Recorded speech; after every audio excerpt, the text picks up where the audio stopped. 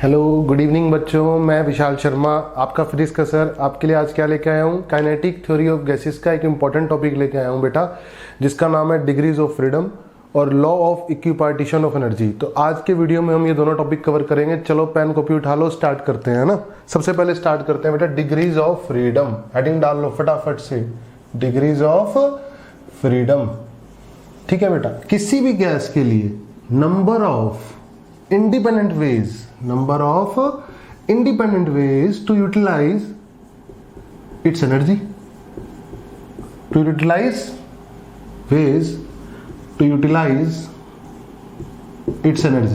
ठीक है बच्चों, क्या कहलाएगा? Degrees of freedom. सही है बेटा।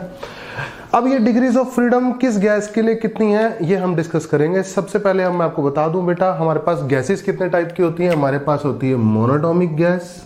कौन सी गैस बच्चे? Monoatomic gas. हमारे पास होती है डायटोमिक गैस। नाम से ही समझ आ रहा है कि मोनोटॉमिक में क्या होने वाला है, एक मॉलिक्यूल, है ना। और डायटोमिक में क्या होने वाले हैं, दो मॉलिक्यूल। डायटोमिक गैस और पॉलीएटॉमिक गैस। पॉलीएटॉमिक में भी बेटा दो कैटेगरी हैं, एक लीनियर पॉलीएटॉमिक बोली जाती है, एक नॉन लीनियर पॉलीएटॉमिक बोली जाती है। बोलो क्लियर है बात? चलो वन बाय वन अब किस में कितनी डिग्रीज ऑफ फ्रीडम है हम ये डिस्कस करने वाले हैं। चलो स्टार्ट करते हैं। फिर स्टार्ट करें। चलो सबसे पहले हेडिंग डाल लो, मोनोटॉमिक गैस के लिए डिग्रीज ऑफ फ्रीडम पढ़ने वाले हैं, है ना। तो मोनोटॉमिक गैस के लिए डिग्रीज ऑफ फ्रीडम कितनी होंगी? 3। कितनी होंगी बेटा? 3। कैसे होंगी चलो डिस्कस करते हैं। करें डिस्कस। चलो मोनोटॉमिक गैस, अगर मैं बोलूं बेटा कि मान लो ये एक मोनोटॉमिक गैस है। मोनोटॉमिक गैस में क्या होगा, एक ही एटम होगा, है ना। और उसका साइज क्या होगा बेटा? बहुत ही निग्लिजिबल साइज होगा। बिल्कुल सही बात है। अब क्या होगा, ये अपनी एनर्जी, ये गैस का मॉलिक्यूल अपनी एनर्जी क्या करेगा बेटा? एक्स एक्सिस में यूज कर सकता है काइनेटिक एनर्जी, वाई एक्सिस में यूज कर सकता है और जेड एक्सिस में यूज कर सकता है। बोलो सही बात है कि नहीं है? मतलब ये मॉलिक्यूल अपनी 3 डायरेक्शन में क्या कर सकता है? ट्रांसलेट कर सकता है मॉलिक्यूल। बोलो सही बात है। मान लो ये रैंडम मॉलिक्यूल ऐसे जा रहा है, तो इसका एक कंपोनेंट एक्स, एक कंपोनेंट वाई और एक आपकी तरफ जेड कंपोनेंट, ठीक है ना। 3 डिग्रीज ऑफ फ्रीडम हो गई। अच्छा अब बात करते हैं ट्रांसलेशन वाली हुई है, तो रोटेशनल वाली बात करें तो 0 होंगी। रोटेशनल डिग्रीज ऑफ फ्रीडम कितनी होंगी मेरे बच्चे? 0। अब इसका कारण क्या है? सोचो इसका कारण क्या होगा। देखो रोटेशनल काइनेटिक एनर्जी होती है हाफ आई ओमेगा स्क्वायर, है ना। क्या होती है? Half I omega square. अगर इसका रेडियस 0 है, रेडियस निग्लिजिबल है, तो मोमेंट ऑफ इनर्शिया क्या है? Negligible. Moment of inertia negligible है तो काइनेटिक एनर्जी रोटेशन में जो कंट्रीब्यूट करती है होती है हाफ आई ओमेगा स्क्वायर। तो ये आई क्या होगा? 0।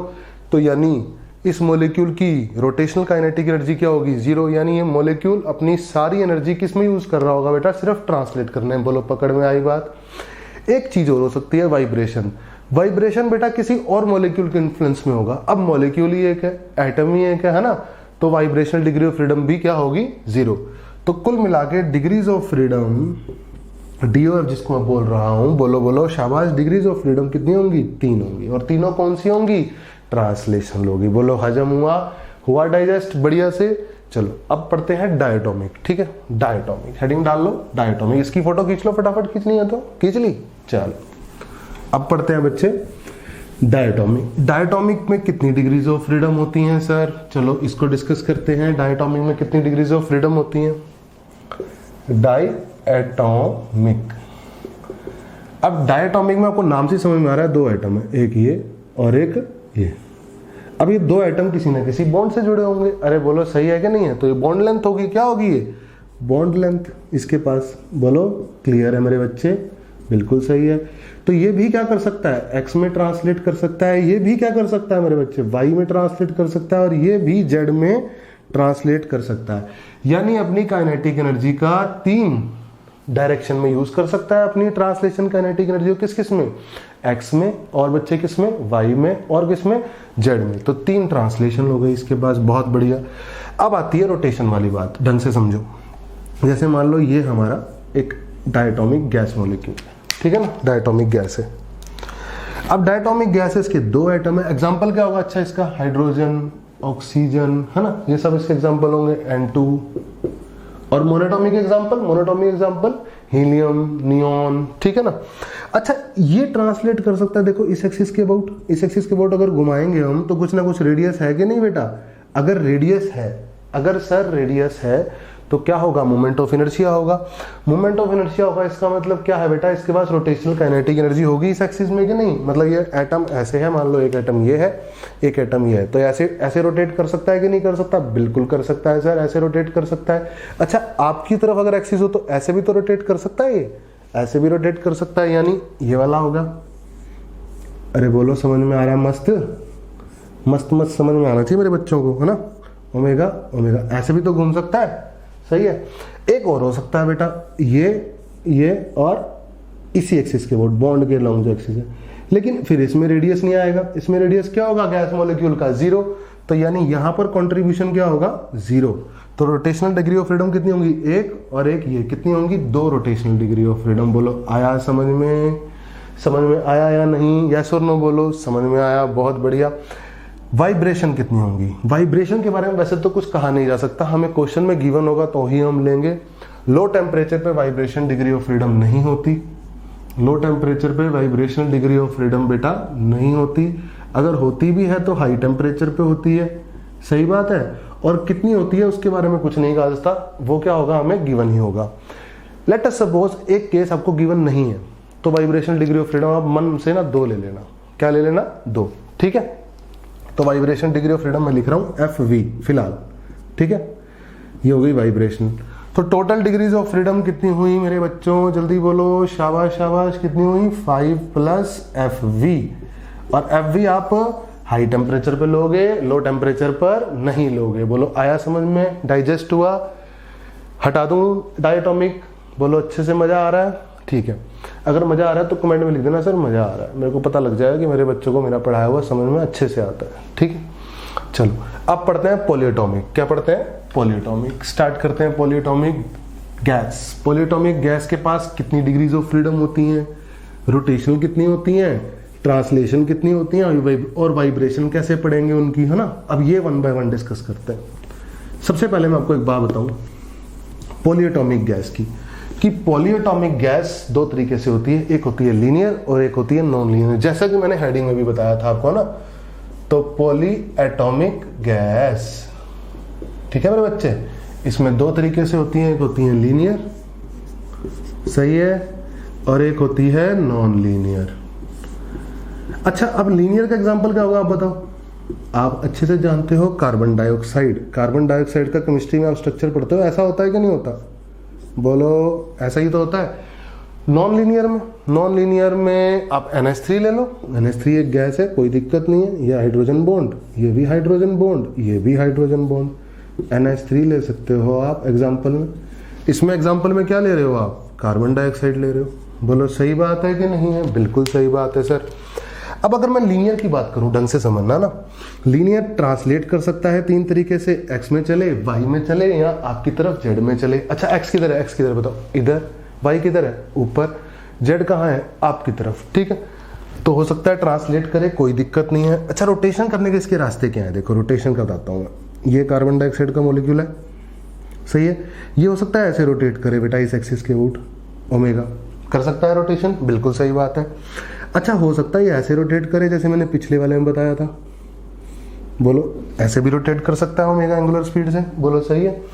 और एक रास्ता और हो सकता था, लेकिन वहां पर कंट्रीब्यूशन क्या आएगा, 0। मैं पहले भी बता चुका हूं, क्यों, क्योंकि यहां पर रेडियस ही नहीं है, रेडियस क्या है, 0, लेकिन यहां पर रेडियस है, यहां पर रेडियस दोनों में है। यहां पर रेडियस कितना है, इतना, यहां पर भी रेडियस कितना है, ये बॉन्ड लेंथ जितना बेटा, और यहां रेडियस किसके बराबर होगा, एटम के रेडियस के बराबर, लेकिन एटम का रेडियस निग्लिजिबल होता है, तो इसलिए हम काउंट नहीं करेंगे। तो 3 ट्रांसलेशन हुई, 2 रोटेशन हुई।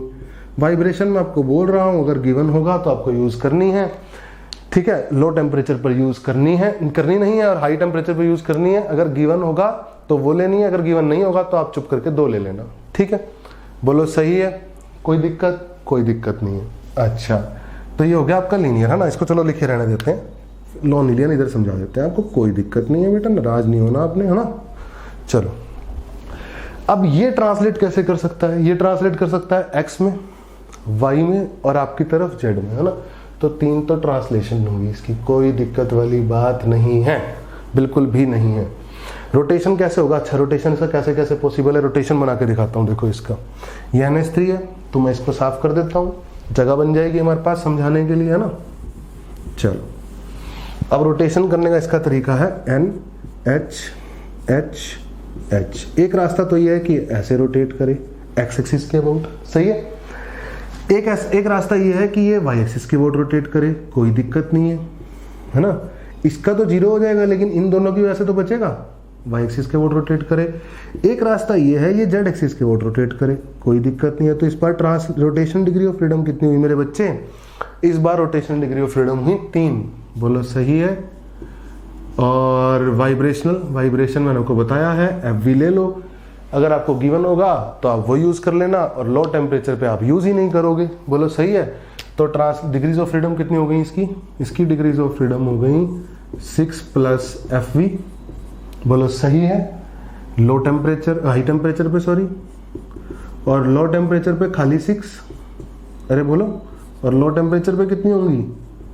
खाली 6, क्योंकि वाइब्रेशन हम काउंट नहीं करेंगे लो टेम्परेचर पे। अरे बोलो यस और नो? यस सर, बिल्कुल सही बात है। और इसकी डिग्रीज ऑफ फ्रीडम कितनी होंगी बेटा? जल्दी बोलो, 5, है ना। लो टेम्परेचर पे और हाई टेम्परेचर पे कितनी होंगी? 5 + FV, 5 + FV, बोलो समझ में आया? समझ में आ गया तो लाइक ठोक देना, ठीक है। चलो हटा दो इसको, हटाओ इसको, बिल्कुल हटाता हूँ। अच्छा, एक एक्सेप्शन और बताता हूँ मैं डायटोमिक की, ठीक है। मैं बतानी भूल गया, आपको एक एक्सेप्शन बताता हूँ डायटोमिक की। हाइड्रोजन गैस के लिए, किसके लिए बेटा? किसके लिए? शाबाश, बोलो बोलो। हाइड्रोजन गैस के लिए अगर टेम्परेचर लो हुआ, और लो में भी कितना लो हुआ? 50 केल्विन से कम, डायटोमिक है ना हाइड्रोजन। H2 क्या है? डायटोमिक है, सही है। तो लो टेम्परेचर पे बात कर रहा हूं मैं, किससे बात कर रहा हूं? लो टेम्परेचर पर। तो लो टेम्परेचर में भी कितना? 50 केल्विन से कम टेम्परेचर हुआ अगर H2 गैस का, तो रोटेशनल डिग्रीज ऑफ फ्रीडम भी क्या होंगी? 0। रोटेशनल डिग्रीज ऑफ फ्रीडम भी मेरे बच्चे क्या होंगी? 0। तो वाइब्रेशन तो होंगी ही नहीं होंगी, वाइब्रेशन भी क्या होंगी? 0। तो डिग्रीज ऑफ फ्रीडम कितनी रहेंगी टोटल? फिर 3 रहेंगी। कितनी रहेंगी बेटा? 3 रहेंगी। आपको ये केयरफुली ध्यान रखना है, पूछा जा सकता है, ठीक है। हालांकि एक्सेप्शन है, मतलब बताता कोई नहीं है, पर मैं बता देता हूँ, ठीक है ना। सही है।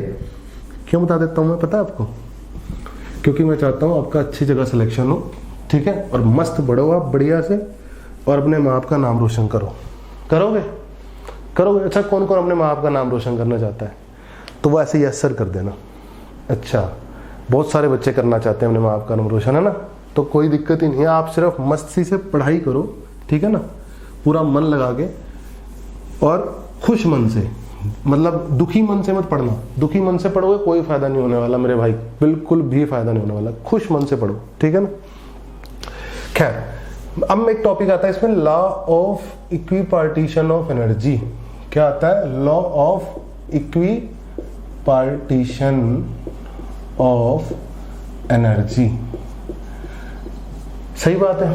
अब आपको पता है बेटा, हमारे पास कोई भी गैस हो, उस गैस की जो टोटल एनर्जी होती है ना, आइडियल गैस की बात कर रहा हूं, उसकी जो टोटल एनर्जी होती है वो उसकी काइनेटिक होती है। क्या होती है उसकी? काइनेटिक। तो टोटल एनर्जी यानी इंटरनल एनर्जी। टोटल एनर्जी बोले तो गैस की इंटरनल एनर्जी होती है। क्या होती है? Internal energy. और आइडियल गैस के लिए वही क्या होती है? उसकी काइनेटिक एनर्जी, ठीक है। और सिंबल ले लेते हैं टोटल एनर्जी का गैस का, U। क्या ले लेते हैं? U। बिल्कुल सही बात है। तो ये law of equipartition of energy ये कहता है कि मान लो कि कोई गैस है जिसकी डिग्रीज ऑफ फ्रीडम कितनी है? 5। कितनी है बेटा? 5। कोई दिक्कत नहीं है। और उसकी टोटल गैस की एनर्जी कितनी है? U। कितनी एनर्जी है? U। तो हर डिग्री ऑफ फ्रीडम में बराबर बराबर एनर्जी जाएगी। मतलब हर एक में कितनी जाएगी? जल्दी बोलो। U/5। एक डिग्री ऑफ फ्रीडम में, दूसरी डिग्री ऑफ फ्रीडम में भी U/5, तीसरी डिग्री ऑफ फ्रीडम में भी U/5, चौथी डिग्री ऑफ फ्रीडम में भी U/5, और 5वीं डिग्री ऑफ फ्रीडम में भी कितनी जाएगी मेरे बच्चे? U/5। 5 अलग अलग डिग्रीज ऑफ फ्रीडम में अलग अलग बराबर बराबर एनर्जी जाएगी। ये कौन कहता है? Law of equipartition of energy. बोलो सही है। कि हर में कितनी जाएगी, इक्वल जाएगी। अरे बोलो, तो U total energy by degrees of freedom क्या आएगी, energy in 1 degree of freedom. अरे बोलो, टोटल एनर्जी गैस की सारी डिग्रीज ऑफ फ्रीडम में मिलाकर जो भी होती है वो किसके बराबर होगी, डिग्रीज ऑफ फ्रीडम इंटू 1 में डिग्री ऑफ फ्रीडम, मतलब 1 में energy into 1 degree of freedom में एनर्जी। मतलब क्या है इस बात का कि हर एक डिग्री ऑफ फ्रीडम में बराबर बराबर एनर्जी क्या होगी बेटा, एनर्जी का क्या होगा, पार्टीशन होगा। बोलो सही है। अगर मैं बात करूं आपके सामने मोनोटॉमिक की, ढंग से समझो, किसकी बात करूं, मोनो एटॉमिक की, तो आप ढंग से समझो। एक बात बताओ, मोनोटॉमिक में जो एनर्जी होती है टोटल, है ना, वो कौन सी होती है, जल्दी बोलो। क्या खाली ट्रांसलेशन होती है, रोटेशन भी होती है, वाइब्रेशनल भी होती है, सिर्फ ट्रांसलेशन होती है, सिर्फ क्या होती है, ट्रांसलेशन। मतलब सारे मोलिक्यूल्स की मिलाकर half m v x square, मतलब एक्स में काइनेटिक एनर्जी सारे मोलिक्यूल्स की मिलाकर बराबर होगी सारे मोलिक्यूल्स की काइनेटिक एनर्जी मिलाकर वाई में, बराबर होगी सारे मोलिक्यूल्स की काइनेटिक एनर्जी मिलाकर जेड में। यही तो है law of equipartition of energy. अरे बोलो कि सब में डिग्रीज ऑफ फ्रीडम, सब में जो एनर्जी है वो क्या होगी, बराबर होगी। सब डिग्रीज ऑफ फ्रीडम में एनर्जी क्या होगी, बराबर। मोनोटॉमिक के लिए बराबर है कि नहीं, बोलो। आ रहा है समझ में, बढ़िया से आ रहा है।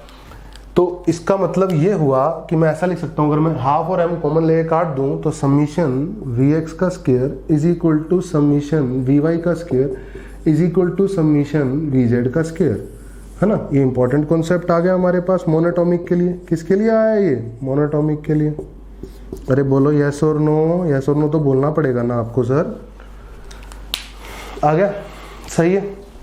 तो आज का लेक्चर मैं यहीं खत्म कर रहा हूं। मैंने आपको क्या कवर करा, आपके साथ डिग्रीज ऑफ फ्रीडम कवर करा और law of equipartition of energy cover करा। बोलो समझ में आया तो यस सर बोल देना, लाइक कर देना, शेयर कर देना अपने दोस्तों को, ठीक है। और बस चलते हैं फिर, है ना। Love you, take care, bye bye. Next video में मिलेंगे। नेक्स्ट वीडियो में पढ़ाऊंगा आपको मैं pressure exerted by gas on walls of container, ठीक है, इंपॉर्टेंट है वो भी। तो नेक्स्ट वीडियो तक के लिए बाय बाय, टेक केयर।